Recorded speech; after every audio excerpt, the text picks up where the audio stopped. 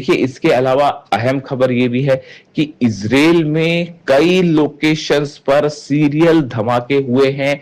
कारों में ये सीरियल ब्लास्ट हुए हैं और इसमें कई लोगों की मौत की भी खबरें आई हैं।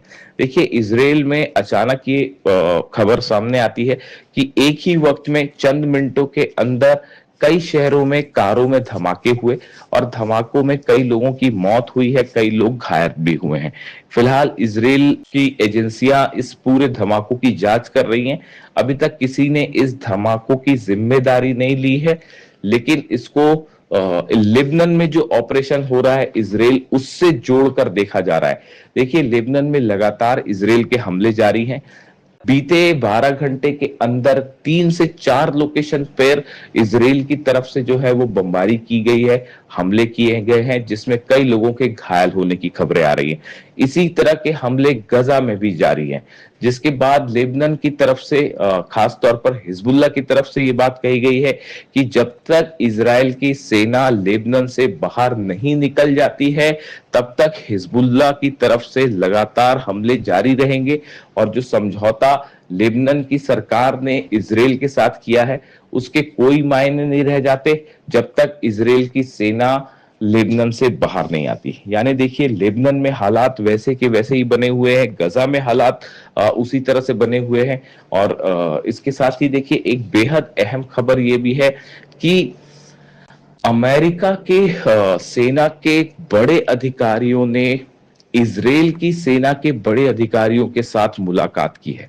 यानी खबर इस तरह से आ रही है कि इजराइल की सेना के चीफ अमेरिका के सेना के कुछ बड़े अधिकारियों से उन्होंने सीक्रेट मीटिंग की है और ये बताया जा रहा है कि ईरान के खिलाफ एक बड़े ऑपरेशन की तैयारी की जा रही है, जो कि एक ग्राउंड ऑपरेशन भी हो सकता है।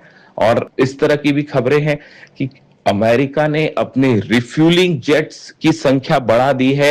ईरान के आसपास नए सैनिकों को तैनात किया जा रहा है, नए फाइटर जेट्स तैनात किए जा रहे हैं। अमेरिका में बड़ी संख्या में इजराइल के आसपास और इजराइल में अमेरिका के रिफ्यूलिंग टैंक्स जो है, जेट्स जो है, उनकी संख्या बढ़ गई है।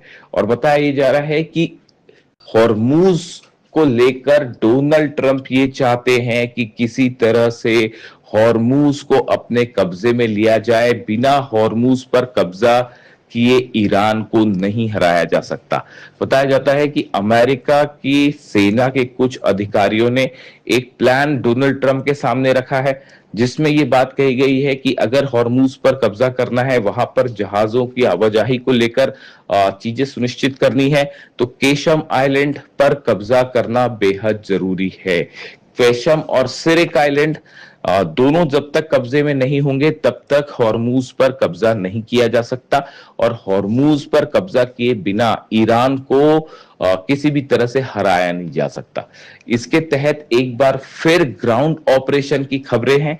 ईरान की सेना की तरफ से ही इस तरह के बयान सामने आए हैं, ईरान की न्यूज एजेंसीज की तरफ से ये बयान सामने आए हैं कि अमेरिका किसी बड़े ग्राउंड ऑपरेशन को अंजाम दे सकता है, जिसका करारा जवाब देने के लिए ईरान की सेना तैयार है। खास तौर पर केशम आइलैंड के आसपास और सिरिक आइलैंड के आसपास जो हॉर्मूज का एंट्री और एग्जिट पॉइंट माने जाते हैं, यहां पर ईरान की तरफ से अपनी छोटी बोट्स एक बार फिर बड़ी संख्या में उतार दी गई हैं हॉर्मूज में।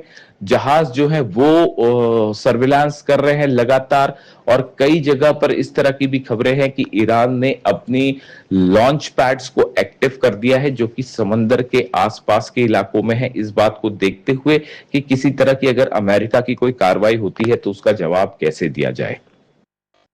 इस बीच में अब खबरें, सबकी नजरें जो हैं वो कतर में होने वाली बैठक पर टिक गई हैं, जहां अमेरिका और ईरान के प्रतिनिधि एक बार फिर मिल सकते हैं, जिसमें ये बात आगे बढ़ेगी कि क्या मामला किसी तरह के टॉक्स की तरह एमओयू के तहत आगे बढ़ता है या एक बार फिर हालात जंग की तरफ मुड़ जाएंगे। ये बात अब कतर में तय होती हुई दिखाई देगी। इससे जुड़ा जो भी अपडेट होगा आप तक पहुंचाएंगे।